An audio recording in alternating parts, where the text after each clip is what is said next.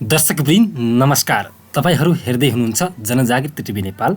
जनजागृति TV नेपालमा आज पछिल्लो समय एकदमै चर्चाको विषय बनेको राजनीतिक हलचलताको विषय, संसद विघटनको विषयमा मैले आज एकजना युवालाई त्यो विषयमा केही विचार व्यक्त गरिदिनको लागि तपाईहरू समक्ष ल्याएर आएको छु।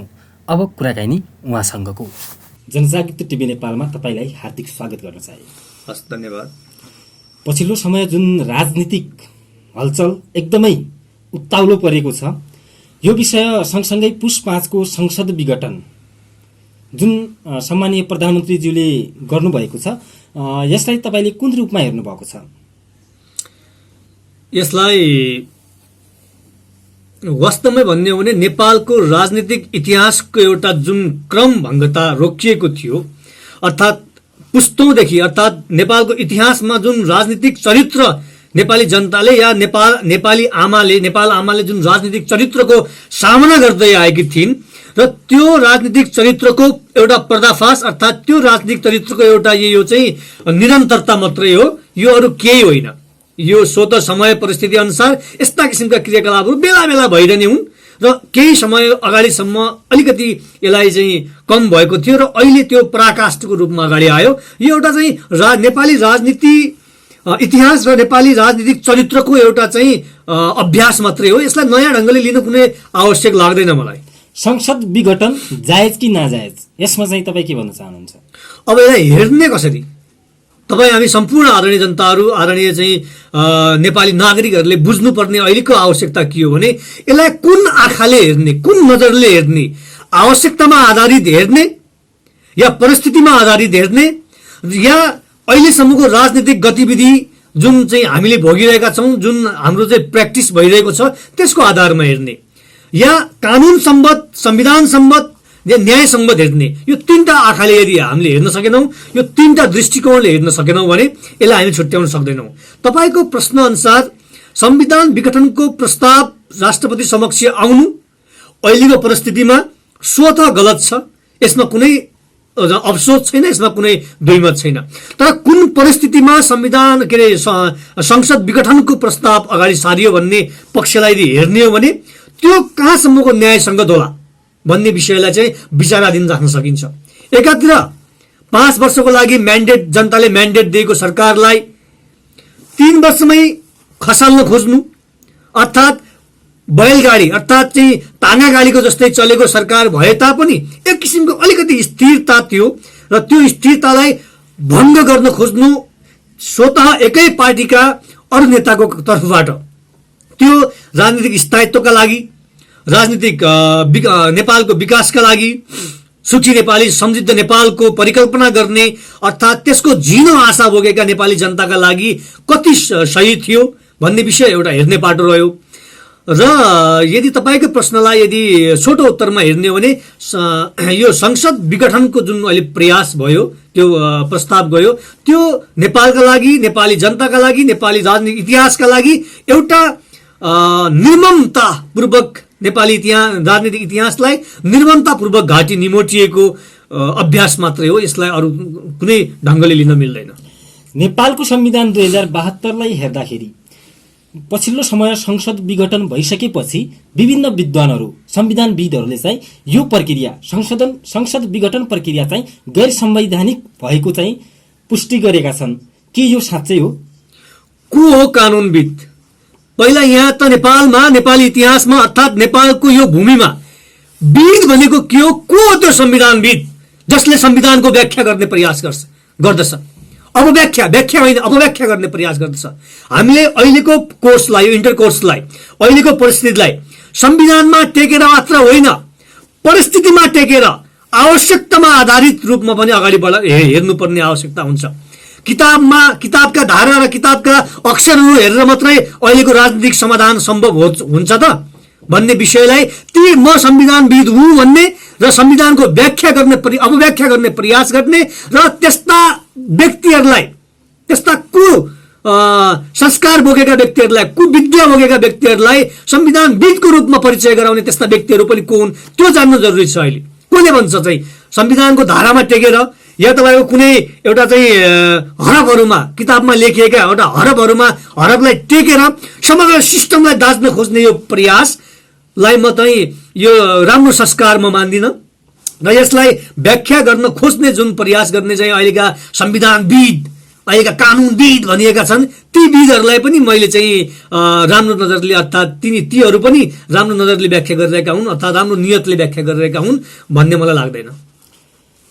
जुन प्रधानमन्त्री ओलीले संसद विघटन गरे त्यो गर्नुको मुख्य उद्देश्य चाहिँ प्रधानमन्त्री पदलाई अरूलाई हस्तान्तरण गर्न नसक्नु र अबको प्रधानमन्त्री चाहिँ जनताबाट निर्वाचित भएर आओस् र मध्यावधि चुनाव चाहिँ होस् र मध्यावधि चुनावबाट चाहिँ जब जनताले आफ्नो मत पुनः दिएर छनौट गरेर त्यसपछिको मात्रै प्रधानमन्त्री बन्न सकोस् भन्ने उद्देश्यले चाहिँ यो संसद विघटन गरेको हो भन्ने पनि कतिपयहरूको बुझाइ छ।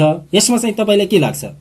सर्वप्रथम त हामी तपाईँले के बुझ्नु जरुरी छ मलाई लाग्छ भने प्रधानमन्त्री ओलीले खड्गप्रसाद ओलीजीले राजनीतिमा दिनुपर्ने आवश्यकता के, उनीमाथि अविश्वासको प्रस्ताव दायर गर्नुपर्ने आवश्यकता के, खड्गप्रसाद ओलीले संसद विघटनको प्रस्ताव राष्ट्रपति समक्ष ल्याए यो कानुन सम्बद्ध होइन भन्ने हाम्रा कथित कानुनविदहरूले व्याख्या गरिरहेका छन् भने अविश्वासको प्रस्ताव गर्नका निम्ति आवश्यकता पनि के थियो भन्ने विषयमा चाहिँ ती कानुनविदहरूका आँखा जाँदैनन्। दोस्रो कुरो अविश्वासको प्रस्ताव ल्याउनु पर्ने आवश्यकता के र प्रधानमन्त्री पद त्याग्नु पर्ने अहिलेको आवश्यकता के, यस विषयमा प्रश्न हुनु। पहिला प्रधानमन्त्री खड्गप्रसाद ओलीले अहिलेको राजनीतिक परिवेशमा अहिलेको चाहिँ नेपालमा अगाडि बढिरहेको चाहिँ राजनीतिक इन्टरकोर्समा राजनीतिमा दिनुपर्ने अर्को प्रधानमन्त्री ल्याउनु पर्ने अहिलेको आवश्यकता के? 2/3 संसदबाट पारित गरेर चाहिँ उसलाई चाहिँ प्रधानमन्त्री बनाएको होइन भने केही होइन, हो भने जस्तै एउटा नारा बोकेर त्यो पनि सूक्ष्म गतिले त्यो पनि विभिन्न जाल जेल बोकेर अगाडि बढिरहेको यो स्थायी रूपमा स्थायी हुने प्रयास गरिरहेको विकास नगरे पनि कुनै नयाँ योजना नल्याए पनि विभिन्न तपाईँको काण्ड प्रतिकाण्डमा अल्झिए पनि अलिकति त्यो बैलगाडीको जस्तै रूपमा स्थापित हुन खोजी 5 वर्षको लागि स्थायित्व हुन खोजिरहेको सरकारको चाहिँ राजीनामा माग्नु कारण के, त्यो विषयलाई पनि त जनताले चाहिँ स्पष्ट गर्नु पर्यो। त्यस कारणले चाहिँ अहिलेको कुनै त्यो राजीनामा दिनुपर्ने आवश्यकता अर्को प्रधानमन्त्री आउनु पर्ने आवश्यकता म केही देख्दिनँ। किन प्रचण्ड आउने बित्तिकै के सारा सिस्टम कायापलट भइहाल्ने हो, या प्रधानमन्त्री ओलीले राजीनामा दिने बित्तिकै सारा तपाईँको चाहिँ सारा सिस्टमै चाहिँ नेपालको परिवेश नेपालको परिस्थिति नेपालका आवश्यकताहरू पूर्ति भइहाल्ने हुन्? यसको कुनै औचित्य देख्दिनँ म। र यो परिस्थितिमा यस्तो विश्व महामारीको कोभिड र नेपालको अलिकति स्थायित्व भइरहेको बेला विकास नभए पनि राजनीतिक स्थायित्व भइरहेको बेलाको यो चरम तपाईँको चाहिँ यो क्रिटिकल अवस्थामा कसैले राजीनामा दिनुपर्छ र अर्को प्रधानमन्त्री आएर यहाँ कायापलट भइहाल्छ भन्ने चाहिँ प्रयास नगरे हुन्छ जस्तो मलाई लाग्छ। पछिल्लो समयमा जुन प्रधानमन्त्रीले संसद विघटन गरे पुस 5 र त्यसपछि नेकपा पार्टीका कतिपय अध्यक्षहरू लगायतका पार्टीका शीर्ष नेताहरूले नै प्रधानमन्त्री केपी शर्मालाई अनुशासनको कारबाही गर्ने भन्ने कुरा चाहिँ सामाजिक सञ्जालमा एकदमै फैलिराखेको अवस्था छ। के अब साँच्चै प्रधानमन्त्री केपी शर्मा ओलीलाई चाहिँ अनुशासनको कारबाही होला त? के देख्नुहुन्छ तपाईँ? अब अनुशासनको कारबाही कसलाई गर्ने भन्ने विषयमा यहाँ हामी जनताहरूले अवगत हुनु जरुरी छ। आफ्नै पार्टीको सुप्रिम लिडर अर्थात् पार्टीको तपाईँको चाहिँ संसदीय दलको नेता, पार्टीको अध्यक्ष, देशको प्रधानमन्त्री भइरहेको बेलामा आफ्नै पार्टीका अन्य सदस्यहरूले विभिन्न जाल जेल रचेर विभिन्न प्रपञ्च रचेर दोष प्रत्यारोप लगाएर विभिन्न छिना मसिना स्वार्थका कारणले आफ्नै पार्टीका प्रमुखलाई प्रधानमन्त्रीबाट हटाउनका निम्ति अविश्वासको प्रस्ताव यदि संसदमा लगिन्छ भने त्योभन्दा नालायकता त्योभन्दा चरम तपाईँको चाहिँ नैराश्यपूर्ण परिस्थिति र त्योभन्दा चरम अनुशासनहीनता के हुन सक्छ? कसलाई गर्ने अनुशासनको कारवाही? केपी ओलीले अनुशासनको कारवाही गर्ने कि प्रचण्ड माधव लगायतका चाहिँ माधव नेपाल लगायतका चाहिँ अरू सदस्यहरूलाई पार्टीभित्रका सदस्यहरूलाई अनुशासनको कारवाही गर्ने? यहाँ त्यो विषय नै क्लियर छैन। जसले जे भनिदिए पुगेको छ। केपीले अर्कोलाई अनुशासनको कारवाही लगाउँछ, अर्कोलाई के अनुशासनको कारवाही लगाउँछ। अब बरु यिनीहरू फस्नेवाला छन्। अब चाहिँ प्रचण्ड लगायतका एउटा चाहिँ जो समूह जो गिरोह छ त्यो गिरोह फस्नेवाला छ। अब विभिन्न काण्डहरू लगाएर क्यान्टनमेन्टको विषय लिएर, अरू भ्रष्टाचारका विषयहरू लिएर, अर्थात् तपाईँको यो चाहिँ भाटबटिनीको विषय लिएर लगायतका अन्य विषयहरूको चाहिँ इस्यु उठाएर बरु यिनीहरू फस्न सक्ने अवस्था छ। मलाई लाग्छ केपीलाई अनुशासनको कारवाही भन्दा पनि अहिलेको परिस्थितिमा यी डाकाहरूलाई अनुशासनको कारवाही हुनुपर्छ भन्ने मेरो बुझाइ छ। एकदमै धन्यवाद। तपाईँले चाहिँ पछिल्लो समयको जुन राजनीतिक उथलपुथल भइरहेको थियो त्यसको विषयमा चाहिँ आफ्ना धारणाहरू व्यक्त गरिदिनु भयो।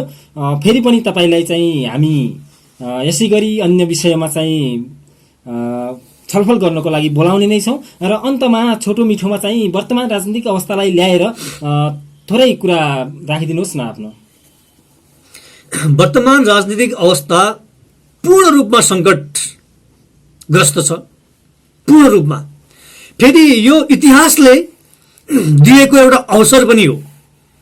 जुन रूपमा राज संस्थाको अन्त्य र कथित गणतन्त्र, तपाईँको चाहिँ धर्मनिरपेक्षता र सङ्घीयता जुन स्थापित भएको छ, जुन नेपालको अहितमा भएको जुन संरचना, राज्य संरचना स्थापित भएको छ, यो राज्य संरचनालाई नेपाली जनताले, नेपालको परिस्थितिले, नेपालको अर्थतन्त्रले नभ्याउने परिस्थिति जुन भएको छ, यो कथित आयातित परिस्थिति अर्थात् यो सिस्टमलाई फ्याँक्नका निम्ति युगले दिएको एउटा सुवर्ण अवसर पनि हो भनेर चाहिँ बुझ्नुपर्छ जस्तो मलाई लाग्छ। त्यो कसले बुझ्नुपर्छ? नेपाली जनताले बुझ्नुपर्छ।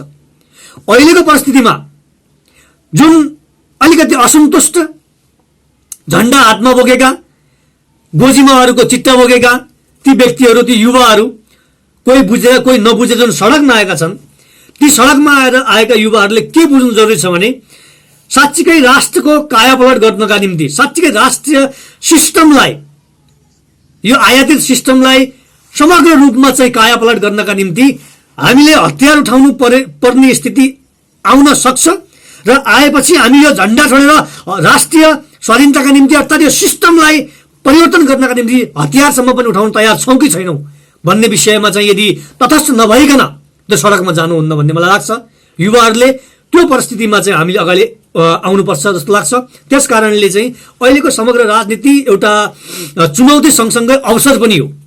जुन परिवेशमा अहिलेको नेपाली राजनीति गइरहेको छ, जुन परिस्थितिमा युवाहरूको चाहिँ जुन युवाहरूको अभिगत भइरहेको छ, नेपाली आवश्यकताहरूमा जुन सङ्कट आएको छ, नेपाली मानसिकतामा जुन किसिमको चाहिँ कुठाराघात भएको छ, यसको बदला लिने नेपाली जनताले यी दलालहरूलाई, यी आयातित गुण्डाहरूसित बदला लिने एउटा चाहिँ सही समय पनि जुएको छ जस्तो मलाई लाग्छ। त्यस कारणले यो समग्र प्रणालीलाई बदल्नका निम्ति जुन शहीदहरूले चाहिँ बलिदान दिएका थिए, समग्र प्रणालीलाई अब बदलिने आशा बोकेर आफ्नो परिवारबाट टाढा भएर कयौँ मानिसहरूले जुन चाहिँ राष्ट्रका निम्ति भनेर चाहिँ आफ्नो प्राण बलिदान दिएका थिए, समय बलिदान दिएका थिए, त्यसपछिको समयमा जो उनीहरूले बुझे र बुझेपछि अब के गर्नुपर्छ भन्ने नयाँ विकल्प जुन खोजिरहेका थिए, त्यो विकल्पलाई अब यथार्थमा सडकबाट होस् या सदनबाट होस् या तपाईँको चाहिँ हतियार प्रयोग गरेर होस् या चाहिँ वैचारिक युद्ध चाहिँ सुरुवात गरेर होस्, र त्यो चिजलाई हामी यिनीहरूले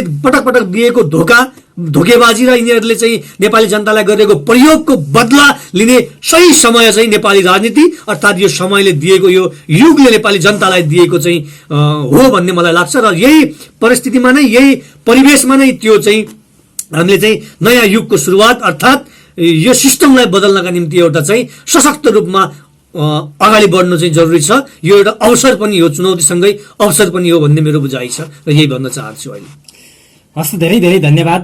र यो भिडियो यहाँसम्म हेर्नुहुने तपाईँ सम्पूर्ण दर्शकहरूलाई पनि धेरै धेरै धन्यवाद दिन चाहे र अब चाहिँ हामी बिदा माग्न चाहन्छौँ। हस्त, धन्यवाद। नमस्कार। धन्यवाद।